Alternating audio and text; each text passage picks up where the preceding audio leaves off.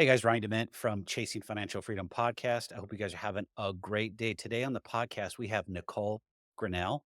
And Nicole is a two-time founder and business owner, but I want to give a little bit of her background because I think it's going to be quite interesting for what we're talking about today. Nicole's a two-time business owner and founded Mic'd Up Booking, driven by her firsthand experience of the power of podcasting, which we all know how well podcasting does.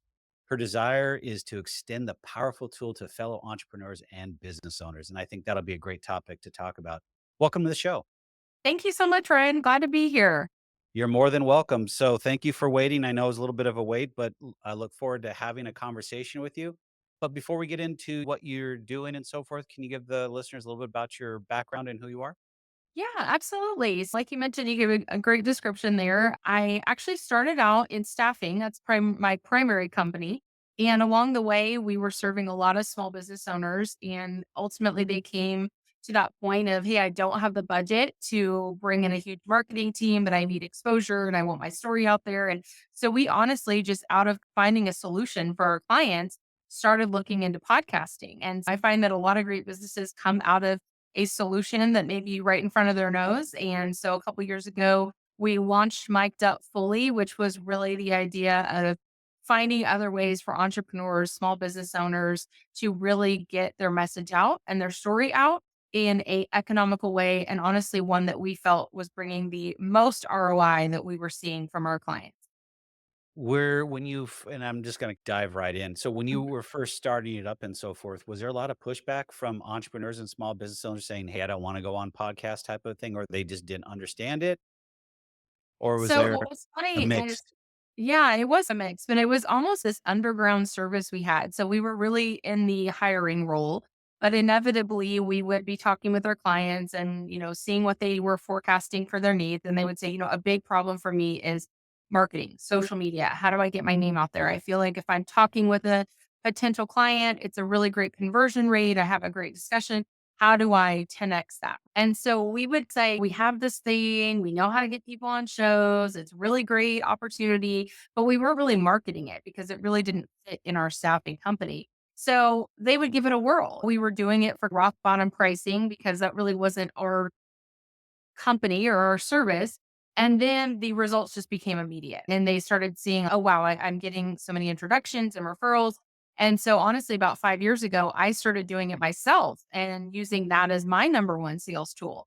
And so, from there, we really began to hone in, actually develop a process and a service for it, and then be able to take that to market to our clients. So, I think initially it was probably a little bit of desperation from them and a little bit of us band aiding a solution for them, but ultimately they were getting great results. It's initially a tough sell. I know in Mhm. the spaces that I'm in with entrepreneurs and so forth, they seem to have a hesitancy to be just to come on a podcast. I'm like, it's two people having a conversation, or maybe there's multiple people, whatever the case is. But once you have that conversation and you're just able to naturally be yourself and discuss whatever topics you're discussing, it changes people's minds. And I'm not trying to bring political stuff up, but if you think about Joe Rogan and who he has on his shows, it really helped out. That's a game changer in that sense because there's not a very many you don't hear very many politicians going on podcasts. And we Absolutely. can learn from it. There's a lot of things that we can learn. As a host of 2 podcasts, I tend to I don't I do get invited to a lot of podcasts. I'm very picky on where I go because Mhm. I have 1, not enough time, but 2, I wanna bring value. And I think Mhm. that's another piece that we'll have to talk about is how much value do you bring to that conversation? Yeah, I think you touched on a lot of points because, and I felt this myself, and I felt like a lot of my clients felt this, is that we really, struggled with a way to connect and people wanted to understand who they were doing business with. So much like you mentioned with the Joe Rogan, right? That's an unedited loosely of the Mhm. person truly telling their own story. So Yes. even if we just take that angle, and I know we'll get into other aspects of the benefits, but that was a great sales cycle shortener, right? Because they had heard my story. I was also using this in sales follow-ups, pushing it out to my newsletter, etc. So by the time they came to me, they were already bought in. They loved that they were connecting with me on being a small business owner, that I grew up in small business, my approach to recruiting, whatever that was. And so then it just became, now let me learn about their needs and how we can service it. But I was past the point of proving who I was or proving what we could do. And I think that is the biggest piece of podcasting that helps business owners and companies grow fast, is really being able to get that out there. So I love that you brought that up because we have certainly seen that to be true. And I think podcasting can help anybody because I'm also in the real estate space and we do affordable housing and so forth. And you would be amazed how many realtors and mortgage loan originators, brokers, whatever, don't want to come on a podcast Yeah. and Oh, yeah. talk, just have a conversation. And I'm like, you don't have to pitch your business. You can tell people who you are and what you do, but it's just a natural conversation. And I still don't understand the hesitancy on some folks' part to not want to come on. I think it's a couple things. At least the objections I've heard are typically like, I've done a podcast, nothing came of it, which I Yeah. will always do. We didn't do it right. You didn't actually do it. You had a conversation, but you didn't do what the intent is. Or what am I going to say? Who am I? What's my story? Everyone has a story. And to use your examples, a realtor, broker, whatever, you can throw a rock and hit a realtor, right? Hmm. Especially so how do you set yourself apart? What makes you unique? Why do people want to work with you? Is it education? Is it your background? Is it your network? So it's only just helping build that credibility. And for me, I'm such an efficiency person that when I first started doing it, I realized I'm tapping into networking. Right? You and I would have never met outside of doing something like this. I'm able to tell my story. It's creating content and validity for me. It's helping with SEO. And it was a one stop shop. So that's why I say, well, yeah, you've done a podcast, but you haven't done it correctly. You didn't take advantage of all the benefits that it really brings, repurpose that. And we're all strapped for time. So if I can do a 30-minute or an hour podcast and hit all those fronts once a week, I'm never gonna get that bang for a buck trying to go to a networking event, create content, post it out myself, and so that's really the education we try to bring to our clients. I love it. So I'm going to just jump right in and get to the point where I always ask everybody is for the entrepreneurs, small business owners that are hesitant for really or getting on podcasts and so forth, what would be 3 nuggets you could give them today that would help them or reassure them, but better yet, give them a better idea that podcasting is 1, here to stay, but 2, is a great marketing tool?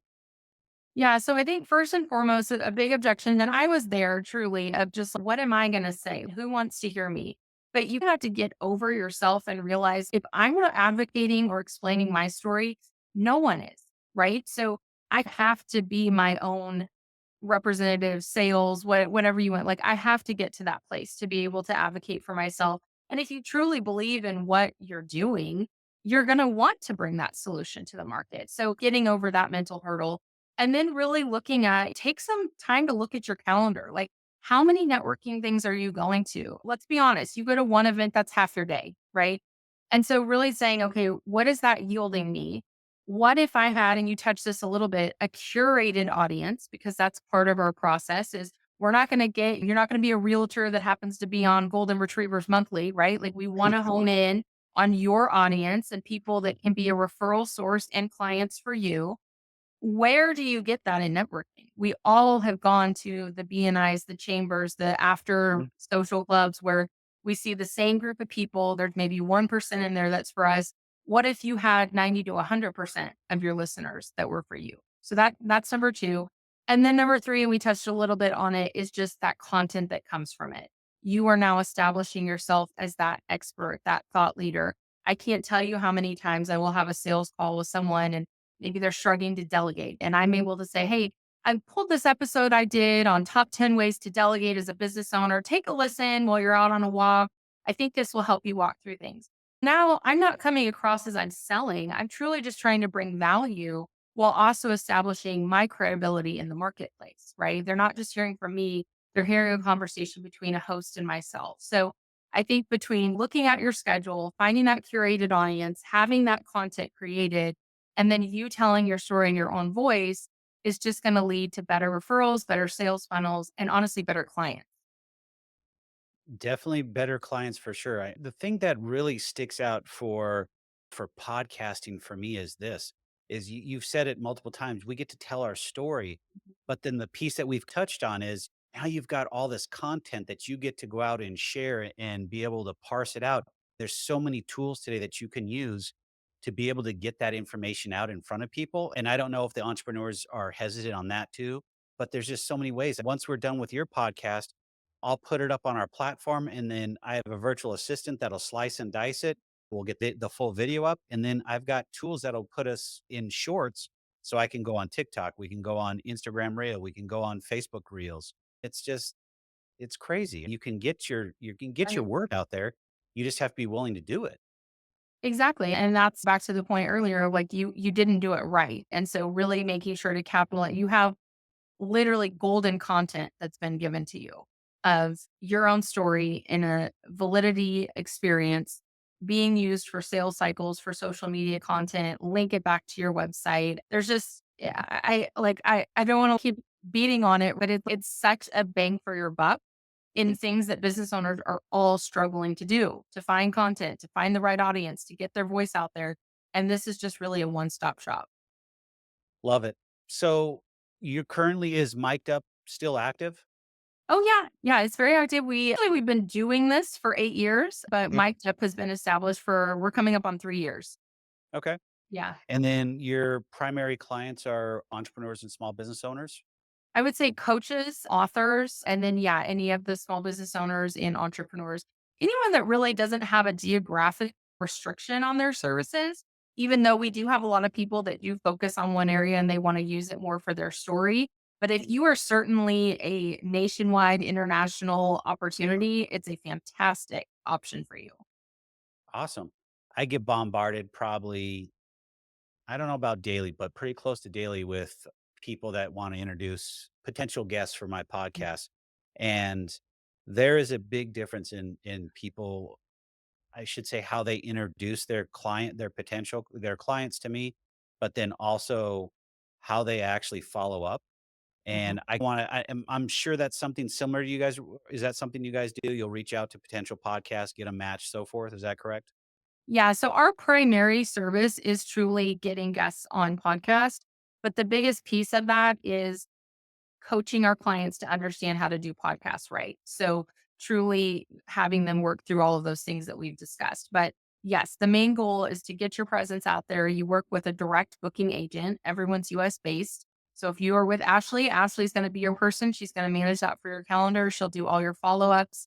Because, yeah, a big thing that you just touched on there is huge. A lot of people, and there are ways for you to self represent yourself. But we find that hosts want to work with people that have been vetted. We will fire a client if you keep showing no showing. Like our relationships with our hosts are very important. And we really work there as their PR agent, so to speak, and making sure like you are where you're supposed to be, you're taking advantage of the opportunities, and we're gonna have good follow-ups with our hosts because it is a relationship builder. Oh, yes, for Yeah. sure. One of the big things that is a red flag for me, and I could be off, but it's just me. If I have a potential guest that does not want to do a pre-call with me, Mhm. I struggle with that because I want to get to know him or her first, have Yep. that 10 or 15 minutes so we can have some rapport. I don't like it just to be cold, even Yep. though I know it's been a while since you and I had one, but at least I knew what you were doing, what you were up against, so forth. And I'm just going to tell a brief story. I got a booker that called me week before last about some guests that they've been pitching for some time, and I've avoided them. And I finally picked up the phone and just said, "Hey, what's going on?" And they said, "You need to have this person on your show now." And I'm like, "That'd be great, but my shows are booked out till the first quarter of 2025, Mhm. so I'm booked." And I said, "I'm not doing any pre-calls." And he goes, "You don't have to do pre-call. This guy's a stud, portfolio, blah blah blah." The one thing that just really rubbed me the wrong way is that this booker tells me that I need to have better guests on my show, and I'm like, "And you want me to have your guest Hey, on my show?" get away And with that an insult. yeah, it rubbed me the wrong way, but those are the things that a lot of people don't talk about in the podcasting, world is there's a lot of nuances back and forth with being a host, but I also know the pains that go through for a guest to get on. Mhm. Just like you and I met on Podmatch. Love the platform, love the interactions, love what Alex is doing over there. I wish there was more of that platform. It just doesn't Mhm. it's a great tool. It is a great tool. it I sorry, I just went tangent. That I'm No, not I gonna think keep it's in really mind. important because we say this a lot, like, it's not transactional. The goal of this is to build a relationship. You hosts are in an awesome space of wanting to educate, inform, connect. So you want to show up with that energy as well, right? Like you want to make that connection and we walk our clients through that as well because yeah, we're not taking advantage of a host and just get me on the airways. We truly want to be in the right audience, the right space, and hopefully that leads to great referrals from the host and their audience. And we really honor hosts in our space and want to make sure that we're bringing guests that way. And to your point with the pre-call, as a good guest, you also don't want to walk in cold, right? Like I want to Yeah. understand the audience. I want to understand what's going to be of value to them. We really teach our clients this is not a commercial. You're not going on there being like, hey, for $9.99, sign up here. We want to know your story. We want you to connect with the audience and bring value. And so that's really what we want our clients to be coming in to the shows as. Because it's podcasting is a great tool, and then the other thing that I wanted to jump into is as you if you guys have built your model out, and have you guys looked at other forms other than podcast? When I say that is, so for some, podcasts are not always video. Mhm. Some will just do audio, and Yep. when you combine the audio and video together, it's really changed the way my podcasts come out and what we get in eyeballs and in downloads and likes and so forth. Is that something that you will differentiate with your clients to whether they come on an audio only or a video audio podcast? We haven't really discriminated either way. We obviously let the client know what they're walking into and we want them to be prepared, whether it's audio or video. But as far as like the back end of what's doing better, we believe that really all content is going to be working for good here. What we see every imaginable host platform coming in, whether it's video. I did one not long ago that was almost like a game show environment. Oh, And I'm our own guinea pig, honestly. Like the team will book me on things to really understand that experience and get to know hosts more. But yeah, I certainly believe that the video plus audio is a game changer. People are going to YouTube, TikTok, seeing clips. So I think it definitely enhances that experience. But having said that, we would not decline one if it didn't have both represented. how often are you on a podcast? How often are you I booked? try to do about once a week, and it's honestly a cadence that I give a recommendation for clients. For me personally, between my time and getting sick of hearing myself talk, I feel like one is probably good. And I think that's probably what most people's schedules can lend themselves to. But having said that, sometimes we get an author coming in, my book launches in February, I need to hit it hard, and we can ramp that up. So it really depends on what their goals are. So I talk about this a lot on other shows, but social media is a great tool. It's got its downside. And one of the things that we talk about is you can't be a one hit video or a Mhm. poster. So some of and I say kids because I'm 50 years old will come on and say, "Man, you're getting some great likes and shares and stuff like that." And I said, "Ask me how long it's taken me to get this far. Mhm. 8 years, Yep. not an overnight success, and there's still a lot for me to do." And it's a challenge to say the least. How do you set expectations for your clients? Like that one entrepreneur or whoever that was that basically went on one podcast and nothing happened. Yeah. Him or her will have to go on probably 6, 12, 15 before you really start seeing a snowball effect. Yeah, I liken it to anything that you have a long-term goal in, right? So if your goal is to start building a network, building an online presence, building validity, it's no different than going to the gym one time and like, why am I not down a pant size? Or even for business terms, posting one social media post and being like, how come I didn't get clients? So it is a ramping up. For our own internal, we actually require a 6-month commitment. Okay. And where that 6-month comes from is that the amount of bookings you'll receive in those 6 months should yield you about 12 to 18 months of shows dropping based on their schedules. So for us, it's if you are willing to make that 6-month commitment, you're going to have a year to a year and a half of shows dropping on your behalf that then we can teach you to make sure that you're utilizing that. So it's a good value. We're not going to do 30 days and then you are upset that we didn't get a client. That's not how that works. You haven't even gone through a coaching program. You haven't seen those shows even drop yet. So those are some boundaries we set up after doing this for so long of realizing we don't want clients walking away unhappy because they did it for 30 days and nothing happened. We truly want to teach them how to get the most out of this. But yeah, it's like anything, right? I sent 10 sales emails. How come I didn't get a client? It is all a process and all building towards that goal. I love it because you just have to keep on building that muscle and going after it, being consistent, being persistent. And it's like anything in life. If you don't work at it, how are you supposed to win? And showing up to be on a podcast, and don't take this wrong, it's not hard. You just have to be, you have to come in and have a conversation, like I've said. But I love what you say. You guys are helping them to tell their story and hitting the bullet points and so forth.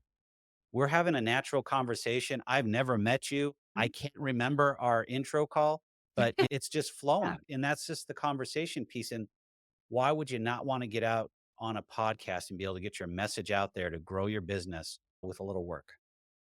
I think it is an educational hurdle that once they get there, our client retention is very great because once people are in it and they get it and they're understanding the coaching, they're seeing the results, right? But initially, it's just this far off thing that maybe they see on Apple Podcasts and they download, but why would I be on there? And who am I to talk? And how does that translate? So, if we can get past that hurdle and then really understanding it for the platform that it is, it's like the light bulb goes off and they're in. And we've even started developing, we actually just launched one last week, some digital courses on it because we found that Cool. our biggest hurdle in sales is just that educational factor. So trying to let them see from the beginning, this is why this works. Awesome. We're coming to the bottom of the hour, and I wanted to ask you a couple other questions. I'm going to throw them out there because I always like to do that. Are you currently bringing on new clients? Oh, absolutely. Yeah. We've got a great team over there and excited. We've got a lot of new things coming out for 2025. So would love to get to speak with any of your audience that's looking for that. That's great. And then if they want to reach out to you to discuss your services and so forth, where should they reach out to you? Yeah, you can go to our website, which is just mikedupbooking.com, or you can email me at Nicole at mikedupbooking.com. And I will put the website in the show notes too, so we'll make sure Right. that happens. Nicole, thank you very much for coming on. It's been great. I really like that you're taking the stigma away from podcasting for entrepreneurs because you're not the first person to tell me, but you're knee deep in it. Because when I have some guests come on, they're hesitant to come out and have a conversation. It's like, man, it's just two of us. Just think of it that way. And then a bunch of eyeballs will see it afterwards. If that's what you're Right. looking for, that's great. But I love what you're doing because it's game changing. And I love quality guests that come on that can share their story and bring value to our listeners. Absolutely. And I appreciate what you're doing because I know hosting is a big job and a real Mhm. job and vetting people and producing it. And so we thank you so much for even having our people on and certainly me because I know that it's real work and you're doing a great job educating and connecting people. Thank you. It's fun. It's my passion projects. So I Ah, truly enjoy it. I love that. Thanks so much for having me, Ryan. You're more than welcome. Thanks for coming on.